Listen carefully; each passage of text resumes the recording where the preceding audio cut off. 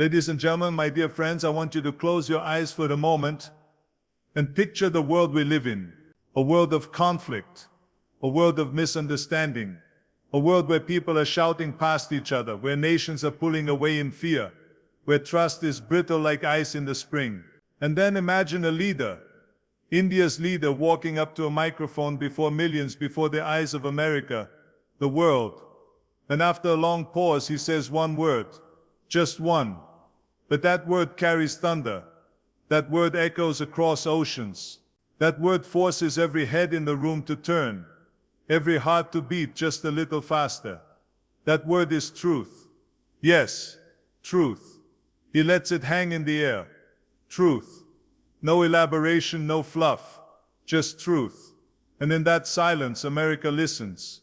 Because America, like every country hungry for stories and heroes, is touched by the power of something real, something unsparing, something that challenges comfort. Truth. Now I want to tell you how that one word shook America, not just because of drama or spectacle, but because of what it stands for, what it demands, what it promises. Because truth isn't soft. Truth isn't easy. It doesn't bow to convenience. It doesn't take orders from fear. And sometimes truth hurts. But as I always say, pain is temporary, fame is fleeting. What lasts is what's real, what's true.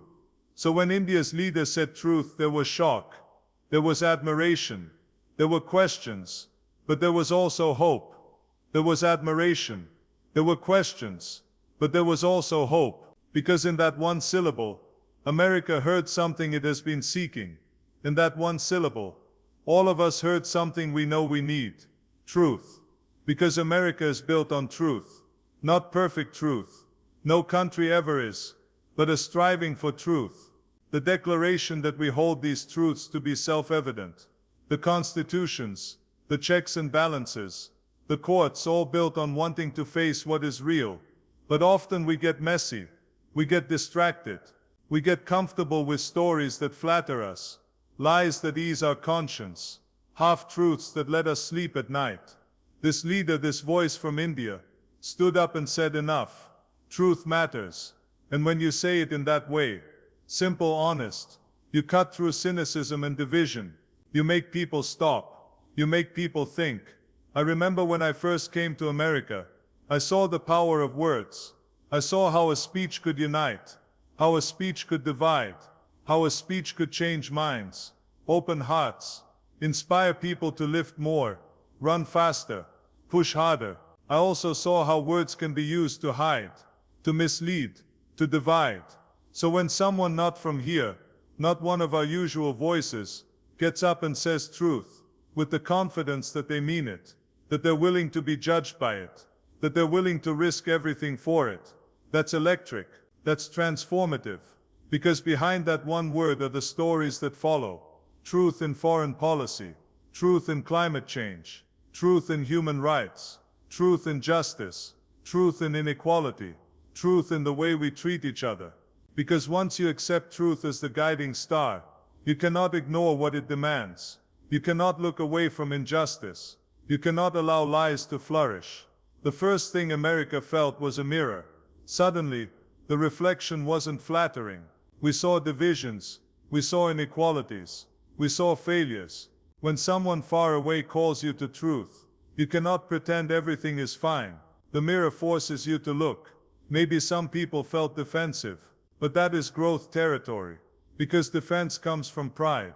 Growth comes from humility. Truth demands humility. Humility to admit mistakes. Humility to listen. Humility to change course. The second thing was a challenge. A challenge not just to politicians, not just to journalists, not just to institutions, but to every person. Truth isn't only spoken from the podium. Truth lives in our daily choices. Do we tell the whole story when we speak with our children? Do we speak up when we see corruption? Do we challenge silence? Do we prefer convenience over courage? Each of us has a chance to honor truth in our small actions. And here is the third thing, opportunity. Once truth is spoken, once it is named, once it confronts shadows, then possibility opens up. Possibility for healing, possibility for reconciliation, possibility for innovation, because when you're not hiding behind lies, or half-truths, or convenient silences, you free up enormous energy. People start to trust. Communities start to bond.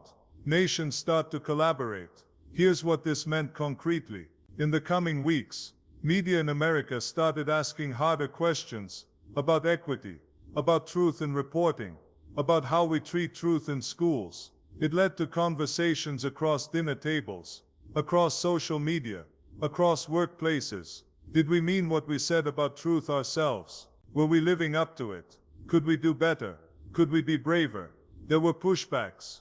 Of course, there were those who said, "This is grandstanding." There were those who maligned truth-tellers as idealistic, naive, dangerous. There were those who fear that truth destabilizes, that it undermines authority, that it reveals weaknesses, that it forces change when people are more comfortable with status quo. But that discomfort is necessary, because comfort is the enemy of progress. Complacency is the coffin of possibility. India's leader didn't propose a new law that day. He didn't threaten war. He didn't promise riches. He just said truth. And that was enough, because truth has its own strength. Now I stand here asking, what does truth require from us, all of us? Leaders, citizens, ordinary people, here in America. First, truth in speech. Speak honestly. Don't distort. Don't exaggerate. Don't omit. Because every time we compromise on truth, we shift the moral center. Every time a lie is told as convenience or shielding, we erode trust. And trust is the foundation of every institution worth having. Second, truth and accountability. Let people be held responsible, not for politics, not for power, but for facts, for consequences, for doing what is right over what is easy. We need institutions that don't fear truth because truth is a threat, but rather institutions that embrace truth because it's their reason to exist. Third, truth and compassion, because truth without compassion can be brutal, cold, harsh, unforgiving. But truth combined with empathy, that shows you care, that realizes that behind every statistic is a person, behind every injustice is a family, behind every failure or error is someone who tried, someone who hoped. So compassion gives truth its humanity. Fourth, truth and courage, to face what we don't want to see, to hear what we've been avoiding, to change paths when we know the old ways are broken. Courage to admit wrong, to ask forgiveness, to right injustice. That takes strength, real strength, not the strength of muscles alone, but the strength of character. And finally, truth and unity, because truth can divide if we allow it to, but truth can also unite if we allow it to. When we all agree that truth matters, beyond party lines, beyond nationality, beyond profit, that we prioritize what is real, what is right, what is just, then we can stand together, stronger than division, facing the challenges of our time. America today is at a crossroads. We face climate change. We face inequality. We face divisions, racial, economic, ideological. We face wars abroad, crises at home. We face the temptation to retreat into comfort, to hide behind false narratives, to choose what soothes rather than what strengthens. But the greatest moments in our history, the ones we're proud of, always came when we embraced truth, when we looked fearfully at challenges and said we will not be blind, we will not be lazy, we will not lie to ourselves, we will stand for truth. Yes, India's leader gave us that moment, with one word, truth. He didn't need 100 sentences, or a flowery speech, no complicated metaphors, no sugar-coated promises, just that one word, spoken clearly, boldly, and without fear, truth. And in that moment, it wasn't just India that was watching, the entire world paused, if only for a second. America paused, not because we didn't know what truth was, but because it was like hearing it again for the first time, like someone wiped the dust off an old mirror and said, look again. But here's the reality, and you know this, I know this. That kind of moment, no matter how powerful, doesn't mean anything unless we act on it, because speeches fade, headlines change, attention shifts, and if we don't pick up that word and carry it with us, it becomes just another quote, just another soundbite, just another thing we talk about, and then forget. The work that is ours now, it's not his anymore, He handed it to us. It's our responsibility to keep speaking truth, to keep living it, to keep demanding it. That's where the challenge begins. That's where character is tested. That's where we find out who we really are. You see, truth isn't a passive thing. You don't just admire it like a painting. You don't just hear it once and say, wow, that's deep, and then move on. Truth is alive. It pushes. It demands. It wakes you up at night. It follows you. It doesn't let you rest when things are wrong. It doesn't let you turn away when someone's being hurt, or ignored, or silenced. It doesn't care if it's inconvenient or uncomfortable. It doesn't care if it costs you friends, money or votes. Truth doesn't bend to fear. It bends you, if you're brave enough to let it. So I'm calling on every person listening, every citizen, every leader, every student, every worker, every voice in this beautiful, complicated country. Be truth's ally. Be the kind of person who doesn't run from reality.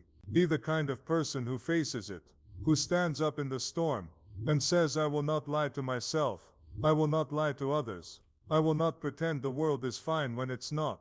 We need that now more than ever, because we are drowning in noise. We are surrounded by spin, by half-truths, by misdirection, by outrage for the sake of ratings, by people who are more interested in being right than being honest. But truth, it doesn't play those games. It cuts through all of it like a blade. Speak truth even when it's hard, especially when it's hard, because that's when it matters the most. When the room is silent, when the stakes are high, when everyone else is looking down, avoiding eye contact, hoping someone else will speak first.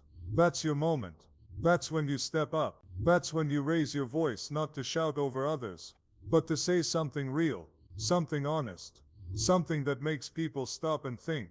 It might cost you something. People might laugh. People might walk away. People might say you're too idealistic or too blunt. But that's okay. The truth is worth it. Seek truth even when lies are louder. Because lies will always shout. Lies will always promise the easy path. Lies will flatter you. They'll tell you what you want to hear. They'll tell you that you're the victim, that you're better, that you're above it all. But truth, it whispers, it waits, and it doesn't always comfort you. Sometimes it shows you where you were wrong. Sometimes it reminds you that you still have work to do. But in that honesty, in that uncomfortable mirror, it sets you free. It gives you the power to grow, to change, to rise. That's real strength. And honor truth even when others mock it. When people roll their eyes and say, that's not how the world works. When they say, come on, everyone lies a little. When they tell you that truth is naive, that it doesn't win elections or sell newspapers. Don't listen, because they're wrong. You know it. I know it. But deep down everybody knows it. Deep down everybody knows it. People crave truth. They are starving for it. Because in a world full of deception and noise, truth is the rarest, most powerful thing we have. When you honor truth, you become a lighthouse, shining even when everything around you is chaos. And people will notice. Maybe not right away, but eventually they'll see the light. And when we do this, when enough of us do this, when enough of us live and speak and walk in truth, then that one word, truth, will stop being a shock. It won't be a headline anymore. It won't be a rare, courageous act. It will become our standard. It will be the way we do business, the way we govern, the way we educate, the way we debate, the way we care for each other. It'll be our culture, our identity, our legacy. That's what's at stake. That's what this moment demands. Not applause, not admiration, not empty slogans, but a real commitment from you, from me, from everyone who wants to leave behind something better. I've said it before, and I'll say it again. There's no shortcut to integrity. There's no substitute for honesty. And no matter how heavy the burden of truth may feel, it will always weigh less than the chains of lies. So stand tall. Be the voice in the room that doesn't flinch. Be the person your children can look up to and say, they told the truth, even when it was hard. Be the one who refused to be bought, who refused to be silenced, who chose clarity over confusion, courage over cowardice. That's how we build a better country. That's how we build a better world. One honest voice at a time, one true word at a time. And remember, truth is not weakness. Truth is strength.